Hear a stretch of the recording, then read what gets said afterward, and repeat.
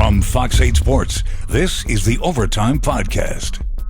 From the Fox 8 studios in New Orleans, this is the Fox 8 Overtime Podcast. I'm your host, Sean Fazende, riding shotgun as he does each and every podcast. This is Andre Johnson. Jr. Do not forget the Jr. Very important. Remember the JR at the end of the name. Before we get into today's content, be sure to like, share, rate, review if you're watching us on YouTube. Hit that subscribe button. Get the bell notification for when we drop that fire content. And also, hello to the Gulf Coast Sports and Entertainment Network. Glad you have found us here. Hope you have also watched the shows we've been doing on this very network, the Gulf Coast Sports and Entertainment Network. We've had a blast doing it. Wonka K, myself. I know you've been on the ones and twos behind the scenes, producing that show, the Saints Training Camp Show. They've done a phenomenal job getting us guests. We've been able to do it for an hour every day. We're airing those interviews throughout our shows on Fox 8, and you'll get a little bit of a couple of those interviews on this podcast today. Speaking of today, it is Friday. Hope you have a good weekend planned. Saints ended practice number 3. They'll get their first break day off on Saturday, Andre. How you feeling so far? I'm feeling good. I mean, it's cool just to see them back on the field and playing throughout the first 3 days. And you mentioned the show that we're doing on Gulf Coast. It's nice being able to sit down and kind of talk to them one-on-one. I mean, just through 3 days, you've gotten all 4 quarterbacks. You've gotten, Rashid Shaheed, Chris Olave, Justin Reed was a really good interview, Cam Jordan, Brian Brzee, and we've still got another, 5 shows to do on the Gulf Coast Sports and Entertainment Network. So it's been really fun so far. I can't tell you how much I'm enjoying that access that we're getting. It's been a great partnership, and I was texting a buddy of mine, and it's just so different than some of the training camps of years past. It's just how much difficult it was when it came to certain access to certain things. It's not the case this year, so certainly appreciate that just from our standpoint, and hopefully by us having access, you're able to get a better picture of what's actually happening here with the Saints. All right, so 3 practices in, it's still July, still a long way to go. Of course, there's some early names that are popping. Of course, there are some other things happening, some big picture things that we're looking at. But mainly what everyone wants to talk about is the quarterback competition, and rightfully so. You're going to have not just a new quarterback, but a new inexperienced quarterback, regardless of who it is, this season, starting for the New Orleans Saints. So as we get here for day 3, and look, we didn't have a pod for day 2, so we'll talk a little bit about day 2 as well. I did want to take a look at just the quick review of the quarterback situation. I wanted to go there for the big picture. Right. We talked about day 1. We talked about how it was a Rattler day, the day he really set himself apart so far this offseason. And the Rat Pack, they were there. They were very excited for that episode. Some of the comments were funny. They were like, Andre looks sick having to give Spencer Rattler his credit. I always give Spencer Rattler his credit when it's due, And since that day 1, when that credit was due, it's been kind of up and down for all of the quarterbacks, Sean. You've been there for all the action. You've kind of seen who's taking the lead, who's taking a step back, who's, had a chance to run with the ones, because it was Spencer Rattler day 1, Tyler Shuck day 2, today day 3, it was Jake Hayner with the ones. So kind of run us through. Yeah, so this is really one of the reasons why I wanted to do this today, because we didn't get a chance to talk about yesterday, which was Thursday, day 2, practice number 2, and then day 3, because day 2 was rough on the offense. Day 2 was rough. They went to red zone. This is the fastest I've ever covered a training camp where they've gotten to red zone. It's day 2, already in red zone. But then Kellen Moore talked about after practice that was more scientific than anything else. It wasn't installation. It was scientific. It was they ran a lot day 1, They ran a full field day 1, shorter, tighter area in day 2 for red zone. Makes sense. And look, it is so clear that health is very near the top of the priority list, which it is for every team. But when it comes to training camp, sometimes you just don't. It's not as high. Well, this time it's very, very, very high. Seems to be following the lead of the sports science staff, analytics, all those things. So where do I want to go with this? Well, I think, it's important too, because day 1, I thought Spencer Rattler looked clean, looked decisive, looked really, really good. I thought day 2, he was okay, but I thought he fizzled down the stretch, as did every quarterback when they worked in red zone. Red zone, especially the final red zone period, defense got the best of, and then offense got sloppy. 3 false starts over 4 plays. Rattler threw an interception, kind of threw it up for grabs in the back of the end zone, so he was trying to throw it away. So I thought the offense struggled. The only player that I thought finished well in that red zone period from a quarterback standpoint was Tyler Shuck, who got the first team reps. He didn't have a good day, but I thought he finished strong because he was the only one to throw a touchdown pass during red zone. And it wasn't just a touchdown pass. It was, what did I say? It was going to be the number one factor in determining the quarterback race. What did I say? Whoever handles the pressure the best. Well, he's at the 4-yard line. They get it all out. They sent 6 or 7. It might have been 6. Either way, it was pressure. It was coming. We had a chance to talk to him about it after. He said he saw the blitz. He turned to protection, and he hits Rashid Shaheed on an under shallow cross running away from Alontae Taylor for a touchdown. That meant something to me because obviously that's a factor I'm looking at because a lot of these guys have to be able to handle pressure. So that was probably his best mark of camp. Today, the rotation flipped. Jake Haener gets 1, Spencer Rattler gets 2, Tyler Shuck gets 3. Of those 3, I thought Spencer Rattler had another really, really good day. I don't think he threw an incompletion. Again, don't think he threw an incompletion. He had a phenomenal throwback throw on a comeback to Mason Tipton. He had a deep ball during 7-on-7, and I'm still compartmentalizing 7-on-7 with 11-on-11. I don't want to go too high with 7-on-7, but you understand why I'm including it in this day because of another quarterback's lack of reps. He threw a deep ball to Mason Tipton. It was phenomenal. He closed out his day. He threw a little short slant to Rashid Shaheed. Shaheed catches it, goes. And on that play, I keep talking about the timing with Spencer Rattler. Julian Blackmon, the new safety, I mean, you see him diving like it is. He's got to thread that needle. It's almost picked, but the timing was right. He got it right through there. And we talked to Shaheed today. He can catch that slant and turn and go if you get the right coverage. That's exactly what happened. So I thought, and he closed out his day with a seam route to Michael Jacobson. Remember him from last year? Yeah. Michael Jacobson, remember him? He had another big play. He always seems to step up big in training camp. So he had a really good day. Jake Haener made some nice plays during 7-on-7, had a well-executed screen during the team period. But he got his first team reps, and he got a lot of reps for the first team, his first day with first team. What was a little bit I didn't care for today was not that Tyler Shuck was with the third team. That's the natural rotation of things. He was first on Thursday. He was going to go down to third on Friday if they're doing the equal rotation. What I didn't like was Rattler got a bunch of reps. Haener got a bunch of reps. Shuck took 6 snaps during 11-on-11. Now, he had a 7-on-7 throwing session, and because he only threw 1 pass during team. 1. It was a little short completion. But he only had 6 snaps. 4 were handoffs. 1 was a short throw. The other one was a low snap by the backup center. So as we sit here 3 practices in, it almost feels like Haener and Rattler they don't feel like they do. It feels like they have more reps than Shuck because of the lack of reps today. So I'm a little bit. I didn't like that because that's a rookie who needs as many reps as possible. He is squarely in the mix for the starting job, and I thought today was somewhat of a wasted day for him because I felt like there was an opportunity for him to get a few more reps and just see where he stacks up with Rattler and Haener. So 3 practices, a long-winded way of saying 3 practices in, you just got to be fair. Rattler's in the lead. Rattler looks, timing-wise, he looks better. He looks more decisive. And I think another big thing, he's throwing to Tipton. He's throwing to Olave. He's throwing to Shaheed. He's throwing to Michael Jacobson.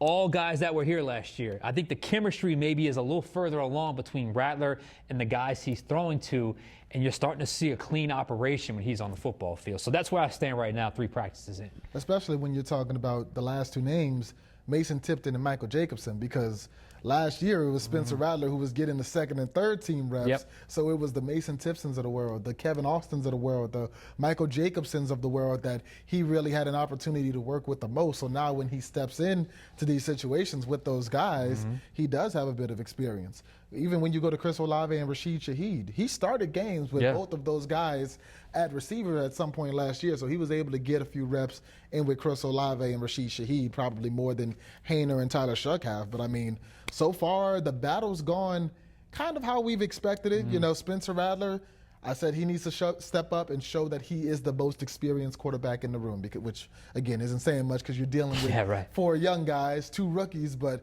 Spencer Rattler has started more games than anybody else in that locker room at quarterback. He played more college games than those guys, in the locker room at quarterback. So Spencer Rattler has an opportunity to come in and be the most experienced guy, the OG of that incredibly young quarterback room, and he's shown it so far. And he's going out there, like I said on Monday, and he's trying to win this job. He's not playing not to lose it. I mean, you even talked to him yesterday, and he acknowledged, no, I don't think this job is mine. I have to go out and win it. I have to go out and take it, and that's what he's been doing so far. Jake Haener, it's been his MO for the last few summers. Would not surprise me. He's a practice phenom. Jake Haener. It doesn't surprise me he's looking good. Yeah, you mentioned it a few months ago. There are going to be some days where Jake Haener steps on the practice field and he is the best player out there because that's just been his thing. It's something about practice. It's something about training camp. I mean, I remember when he was a rookie, and it was Carr, Jameis, and Haener, and we were looking at it and saying, are we sure Jameis is the 2? Yeah, Jameis is a vet, but this Haener kid looks just as good, or if not better. But it was in the preseason when you get other teams in front of you where Jameis pulled away. It was in the preseason last year where Haener had his ups and downs. So I expect Haener to look great on the practice field because that's what he does. But we got to get to those preseason games, and that's really where I'll see if Jake Haener has taken a step forward, like it seems Spencer Rattler has taken. Now, Tyler Shuck, he's looked like a rookie. And, again, he is a rookie. But I will say from his perspective, he doesn't get to look like a rookie right now. I mean, right now he's in a situation where he is in a battle to start, and he's in a situation where if he does not win that job, I don't know if there's a path to being a starting quarterback for the Saints. Like let's say if Rattler wins it and plays well, minus an injury, how does Shuck get in? They're both young.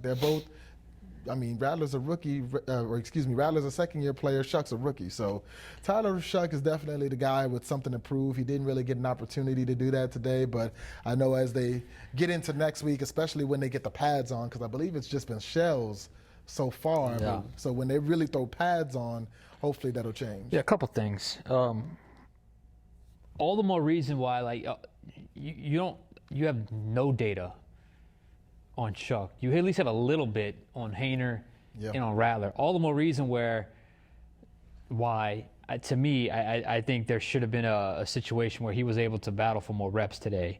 I know they're going really, really quickly through each thing, and these practices are boom, boom, boom. They're getting in, they're getting out, no wasted motion. But that's why I was a little bit surprised at how little of an opportunity Shuck got today. Because if you're the Saints, you just sign this guy to a 4-year, $10.7 million fully guaranteed contract. You want to see what you got in this guy. And it's still early. It's one practice. It's a practice in July. But I think Tyler Shuck is going to improve the more Tyler Shuck is on the field in practice. So that's why today, even though it's early, I felt like it was a little bit of a missed opportunity to where they probably should have finagled away or kind of cornered it or made it to where maybe somehow they get those reps where he should have at least gotten 4 or 5 passes today, 4 or 5 chances to throw the ball or read coverage, get the timing down. If it's an RPO, give it or throw it, whatever the case may be. So that's why it's pretty easy to see right now Rattler is ahead. In Shuck's case, I think he's got some ground to make up. Some of that was with his own doing, but also, and I'm sure it's going to happen on Sunday when they get back to work. They got to give him some more reps because I think the more reps he gets, that's the only way he's going to improve and catch up in this competition. And maybe that's Kellen Moore's way of rewarding performance because it could be. There was a guy today who had a false start and he took him off the field and he said, when you make mistakes, there has to be some kind of punishment for it. And we talked about day 1, Tyler Shuck did struggle. Day 2, all the quarterbacks struggled at times. The defense really won day 2. So going into day 3, maybe he said, okay, well, we're going to give the other 2 a little more reps because of, what they were able to do on those first 2 days. And, we mentioned earlier in this episode that you'll be able to hear from all 3 of those quarterbacks, and we really want to get to that. Spencer Rattler talking about just the competition and, his desire to win this job. Tyler Shuck talking about the other quarterbacks in the room and acknowledging some of his early struggles, and talking about how that's an opportunity for him to learn and bounce back. And Jake Haener saying he's not trying to be the third wheel here. He is still very much in this competition. competition. We're going to show you that now. You come in last year, there's an established veteran. Obviously, you're trying to find your way as a rookie. This year, there's an opportunity, a massive opportunity for you. Does your mindset change at all as you enter this training camp? I would say a little bit, but not really. You want to come in and compete at a high level and try to do your best to make the guys around you better. I think we got so many great weapons this year, and O-line's healthy. Everybody's looking good and healthy, so that's a positive. The guys are looking great, and you can't ask for much more than an opportunity. So just trying to embrace it and create the most out of it. We are assuming, and as I'm sure fans are as well, with a brand new coaching staff, it's a brand new offense. Are there any remnants from last year's system thrown into this one? It's completely different, So, I think that's the fun challenge of it. Everybody's on the same level, learning the system together, and, we do a great job of helping each other out. And obviously we're in all these meetings, throughout the day. So, we're hitting every little detail. So you feel sharp, you feel good on the field. Obviously a lot more to put in, a little more, nuances to it, but loving what we're doing. Yeah. Watch, a lot of your game, and it feels like you're really comfortable working that intermediate between the seams area, 11 to 20. And I remember last year watching you, and there were a couple of times you had gotten intercepted because maybe it was the right throw, but the timing was a little off. Feels like this year your timing is better. How much did the 7 starts or the 7 appearances help your sense of timing? Yeah, timing is everything in this league. If you're a half-second late, that's a pick. So I think, footwork and timing is something I wanted to take a big step on in the offseason, and, feel like I did that. But, just 11-man football, we call it. Everybody's got to be on point doing their job as well. And so far throughout OTAs, mini camp and training camp, guys are looking great, and they make our job easy. You think back to this time last year, is it night and day for you right now? Things have really slowed down for you. Obviously, having the game experience helps. But coming into the second training camp and kind of knowing what to expect, has it helped you? Feel different? Feel a lot better, obviously with a year under your belt. Yeah. Still areas to improve, of course, but, feel great coming into this camp, feel confident, ready to roll. You've got the 4 quarterbacks in the room. You've also got a former quarterback as quarterback coach, former quarterback who was a quarterback here at one point as offensive coordinator, and a former quarterback as head coach. Do you feel the quarterback-friendly nature of just the setup of the coaching staff? Yeah, 100%. And I think the biggest thing is just in the meeting room. We're all speaking the same language, but you kind of get different perspectives and different ways to look at it. And that's the cool part is they understand, hey, a throwaway is good on this play. It may look like a bad play to, you guys or something like that, or a struggle, but it's like, hey, if you're doing the right things over and over again, those are going to produce the good results. So I think that's the biggest thing for us is, getting on the same page with everybody, getting the reps with as much guys as we can, and getting everything installed. And they understand that from a quarterback perspective, that's what's important. And I guess you're telling yourself, I'm going to make a mistake here. 100%. How I follow up that is what's exactly. most important. Yeah, how do I respond? I think first day coming into it, didn't have the perfect day coming out and responding and come back a little bit sharper. And I got to continue to do it. There's still every single day, ball placement, communication can get better. So that's why we play, though. That's the exciting part. And I know that, to get where I want to be, and I'm just trying to facilitate it to them. We have the talent, we have the guys on the team, and I got to do my job.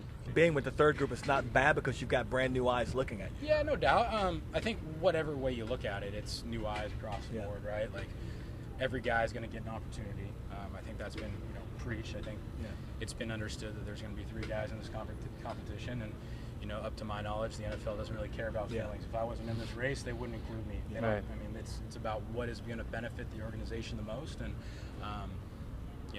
I'm humbled to be included in that competition, and I think as this goes, as it plays out, the cream is always going to rise to the top. Yeah. What did you learn from last year? Because you were game day 2, then obviously Derek got hurt, then Spencer got the job, then you got the opportunity. Then Spencer got it back. I mean, how did you handle that last season? I think with me and Spencer, I think there was a mutual respect there to be able to understand that, we've kind of been through the fire a little bit. There's been some things there last year that might have not been communicated. There might not have been a rhyme or reason. Yeah. He gets an opportunity. I get an opportunity. Yeah. He gets another opportunity. I mean, that's just how this league works. And, the best thing that I can say is that I have a respect for him, and I respect how he approaches the game. And, at the end of the day, we both are competing for the same thing. We both want to be the guy. We both want to be, a game day starter and have the opportunity to do all the things that we've dreamed of since we were kids. And, you know, at the end of the day, if that's Spencer, if that's me, if that's Tyler, like, I'm going to go out and support whoever it is, you know, because I want what's best for this team and what's best for this organization. And obviously, at the end of the day, like I said, I think it could be me. So I'm going to do everything I can to push my teammates and to compete on a daily basis. So like I said, just I've been in quarterback competitions, and I would say the biggest thing is once you start worrying about the other people in this race, and who's getting these reps, who's getting those reps, you start wasting energy on what you're trying to accomplish. And I've been a part of that where guys have done that, and they start falling behind. And my biggest thing is, like, I am just laser focused on my reps, my team at that point in time. If it's the ones, the twos, the threes, whatever group it is, I want to execute at a really high level. All right, so there you have it. You have Shuck, you have Rattler, you have Hainer. 3 guys, they came and joined us. Hunter Deckers came and joined us yesterday, Thursday on our program. I always like talking to quarterbacks. I like picking their brain. I like kind of figuring out the way they think. I really like looking at their demeanor. Jake Haener has QB1 press conferences. Jake Haener has QB1, like, he is so comfortable in that environment. Now, he hasn't played QB1, obviously, but you could tell, and for those that don't know, his mom was in the news business forever. His mom was a news anchor out on the West Coast forever. I think she just retired a couple of years ago. So he's been around this sort of thing for a long time. But man, he really kind of takes control, because that was our interview. He went and did the big press conference. How long did he speak for? Like 22 minutes? Yeah, 20 minutes. Unbelievable. And it was like 9 questions. That was him talking and just explaining himself.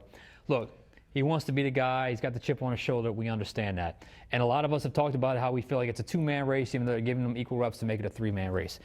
I think it's a long shot, but I don't want to say it's no shot when it comes to Jake Haener, because if he is somehow able to make that leap in the preseason, and who knows what could potentially happen. But that start he had against Washington really just sticks in everyone's mind right now. And it's unfortunate, but that's really because there was only one opportunity. But it is what it is. Spencer Rattler's case. I like where he's at from a demeanor standpoint. I think he still feels like he has to earn it, and all he can really control is what he's doing day in and day out. And I think day in and day out, he's doing a pretty good job of controlling that, because other than the red zone day, I think he's had 2 pretty good practices out of 3. In fact, I thought his 3rd practice was probably his best practice, maybe ever. Like, maybe since he's been a professional. I mean, that's how clean he looked and decisive he looked running with the 2. So I thought that was interesting. And Shuck talked about being a sponge, the quarterback room, understanding the situation, bouncing back.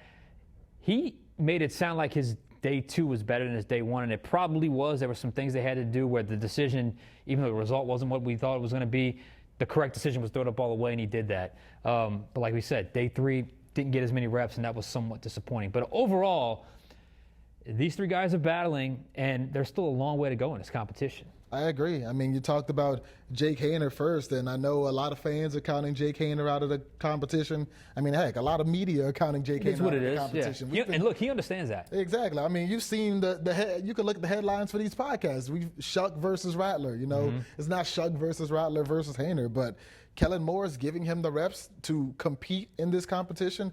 And like I said, he's got to show it. Don't talk about it, be about it. So when these preseason games roll around, Jake Haener is going to have, if these first 3 training camp practices are any indication, Jake Haener is going to have just as much of an opportunity as Rattler and Shuck to show that he can compete for that job in the preseason. And against other teams, enemy competition, he's got to show that he's just as impressive there as he is on the practice field. Spencer Rattler, I mean, he's doing pretty much as well as you can expect him to do. And if things were to continue at this pace, Spencer Rattler probably would be your starting quarterback week 1. But Tyler Shuck's not so far behind to where, let's say he comes out and has a great Sunday or a great Monday. Right. All of a sudden, we could be back when we have this podcast again on Monday and saying, you know, Tyler Shuck's right back in the mix. Tyler Shuck took the lead. It's still, you know, back and forth. And at the end of the day, you know, these practices are a good opportunity for these guys to earn, you know, little points and take small steps. But the leaps are going to happen when we hit preseason. Yeah, and look, there's kind of a dividing line, right? They see the Chargers game, they're going to eventually go from 3 to 2 when it comes to the first team reps, which has to happen. So we'll see how that ebb and flow goes, just as they get, you know, throughout, you know, the practices up until that point. So we haven't really had a chance to see Shuck do what we saw during the offseason, which is really flash that arm talent, go deep, roll to his left. We haven't seen that yet. Hopefully that's coming. But in the meantime, you just gotta be fair. Right now, it's Spencer Rattler in the early lead for the quarterback competition. I think anybody watching that, if you have to make a decision right now, which no one has to, but the first 3 practices, I think the majority of the time, Rattler's probably looked the best of the 3 quarterbacks. So do want to, as we got about 2 minutes left here, I want to get into a couple names that have just kind of popped up as I've watched. Mason Tipton had an incredible day today. 5 receptions, all kind of routes. He had a deep comeback route from Rattler. He had a double move from Rattler on a 7-on-7 deep ball. He had a deep sail route from Jake Hayner. He had another deep out from Tyler Shuck during 7-on-7. Mason Tipton, who really flashed last year during training camp, he really flashed again today. Now, I thought the regular season he really leveled up. That's another guy where I need to see it, not just in training camp preseason, but when the regular season rolls around. It sounded like Kellen Moore liked him too. Yeah, Mason Tipton so far has been the Jake Hayner of wide receivers. Good coach, Practice phenom. I mean, you guys were out in California last year, and it seemed like awesome. Every single day y'all came back and you were like, man, Mason Tipton had himself a day. He's really going to be in the mix this year. And he surprised a lot of people. He made the roster. He got some opportunities because of all the injuries, but he wasn't necessarily able to make anything out of it. This year, he's going into another season. He's more experienced. Maybe he can show, a little more this season, because it's not like this is an incredibly deep receiving room. No. Somebody like Mason Tipton, a young guy with some talent, can flash. That would only help this team. Real quick, the last few seconds here. A couple other names. Velus Jones Jr. looks fast. He's got that wide receiver, running back sort of experience. And look, we dogged him last training camp because he wasn't available. He's been available, and he looks pretty good. It's Kendre Miller. He's seeing the field well. He's cutting well. So I think those are a couple names to watch. Maybe some under-the-radar guys to watch as training camp rolls on. Long way to go, though. So be sure to keep it right here on Fox 8 Overtime and all our programming, Gulf Coast Sports Entertainment Network, Fox 8. We do everything. All right, we got to get out of here. For Andre Johnson Jr., I'm Sean Fazende. We'll catch you guys next time on Overtime.